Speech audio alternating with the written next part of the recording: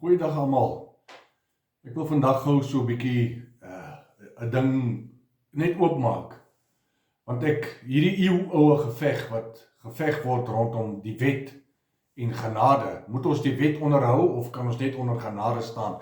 En daar's gedurig deur 'n geveg tussen mense rondom ons moet Sabbat en ons moet die wet onderhou en die wet het nie verval nie en ander ons sê nee, ons is onder genade en ons het nie meer nodig om die wet te onderhou nie en weet, daar's al ewige geveg as dit kom tussen hierdie ding. Nou ek wil net vandag, wil ek graag 'n bietjie duidelikheid bring rondom waaroor dit regtig gaan. Want dit gaan nie regtig oor moet ek 'n wet onderhou of moet ek nie die wet onderhou nie. Ek wil jou daar na die skrif toe vat, daar in Handelinge hoofstuk 13 vers 39. Hy sê, en dat elkeen wat glo deur hom geregverdig word van alles waarvan julle deur die wet van Moses nie geregverdig kon word nie. In die Ou Testament, ek wil hê u moet dit vir eens en vir altyd mooi hoor en mooi verstaan. In die Ou Testament het die volk van God gekom en hulle het hulle sondoffers en hulle bokke en hulle lamme en hulle duwe en hulle goedes gebring na die priesters toe en na die hoofpriesters toe, sodat hierdie bokke en lamme en goed geslag kan word vir regverdigmaking, om geregtigheid te verkry. Met ander woorde, in die Ou Testament het regverdigmaking en geregtigheid gegaan oor die bok en die lam wat jy gebring het. En dan het die priester die lam geslag of vir jou 'n offergawe gemaak en jy is dan deur daai offergawe, die wet wat dit bepaal het, is jy dan geregverdig. Ek hoop jy verstaan dit so. In die Nuwe Testament waar ons onder genade staan, bring ons nie meer bokke en lamme nie om geregverdig te word nie, maar ons aanvaar die lam van God wat vir ons geslag is. En hierdie prys wat ons aanvaar deur Jesus Christus aan te neem, deur te glo, word ons gewas met die bloed, ons sonde word weggeneem en ons word geregtig, soos wat die Engels sê, we are then justified. Ons staan dan nou in geregtigheid, want ons glo. Nie omdat ons nou meer onder die wet staan dat 'n hoofpriester dit doen nie, en dit is wat Hebreërs vir ons kom verduidelik, dat Jesus Christus het nou die hoofpriester geword, maar hy het ook die lam geword wat vir ons geslag is. So regverdigmaking kom nou, let wel, ek wil hê u moet dit baie mooi hoor. Regverdigmaking kom nie meer deur 'n wet te onderhou nie. Moet ek die wet onderhou? Hierdie wet is nou in my hart geskryf. Die 10 gebooie is in my hart geskrywe, omdat die 10 gebooie my nie meer kan regverdig maak, soos in die Ou Testament nie.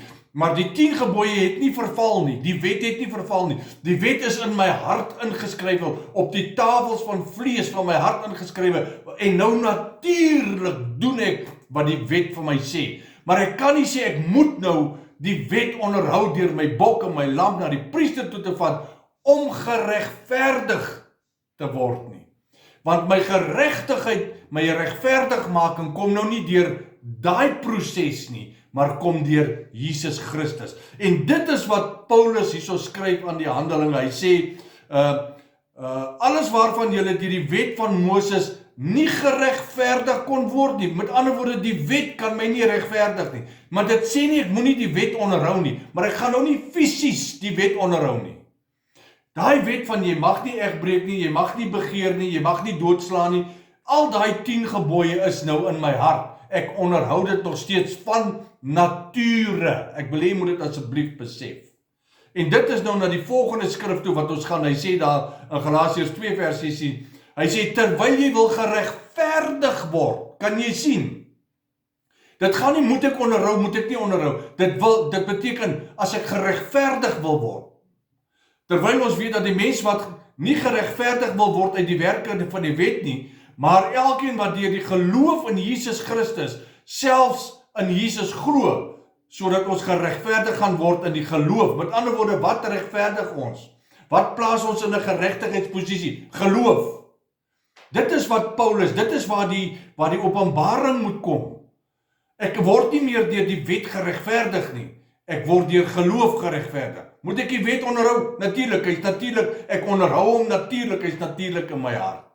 So dit gaan nie of moet ek nie. Dit is nie waaroor dit gaan nie. En dit is nou wat Galasiërs, die volgende skrif, Galasiërs 3 vers 10, hy sê, as jy deur die wet geregverdig wil word, as jy nog steeds die lam wil vat na die hoofpriester toe, om geslag te word vir jou sondes, hy sê, dan sit jy jouself onder 'n vloek. Jy sien, want ons word uit geloof nou, Jesus Christus is my lam, ek aanvaar hom, ek aanvaar die prys. Waar die lam in die Ou Testament 'n fisiese ding was wat hulle geslag het Jesus Christus my lam geword. Vervloek is elkeen wat nie bly wat geskryf staan in die wet nie. Dat niemand deur die wet van God geregverdig word nie. Moet ons hom onderhou of nie hou nie, moet ons nou wet, nie, dis nie waaroor dit gaan oor regverdigmaking. Dat niemand die wet by God geregverdig word nie, is duidelik, want die regverdige sal uit die geloof lewe. Jesus Christus is my lam, hy het my sonde betaal, hy het my sonde weggewas. Ek het nie meer nodig om 'n lam en 'n bok in speserye te vat na 'n hoofpriester toe, om hierdie prys te verkry nie. Ek hoop dit maak vir jou bietjie die ding oop. Dit gaan oor regverdigmaking. Dit gaan nie oor moet ek die wet onderhou of moet ek onder genade lewe. Ek is obviously in die Nuwe Testament, in hierdie dispensasie, staan ek onder genade, want ek het Jesus Christus aangeneem. Maar die wet is nog steeds die ding wat vir my sê, ek mag nie egbreek nie. Ek mag, daai ding is natuurlik nou my, nou wil ek dit nie meer doen nie. Ek wil nie moord pleeg nie, ek wil nie steel nie. Ek wil nie verkrag nie. Hoekom? Want dit is die natuurlike wet binne in my hart wat my nou dryf. Tot op 'n volgende geleentheid. Shalom.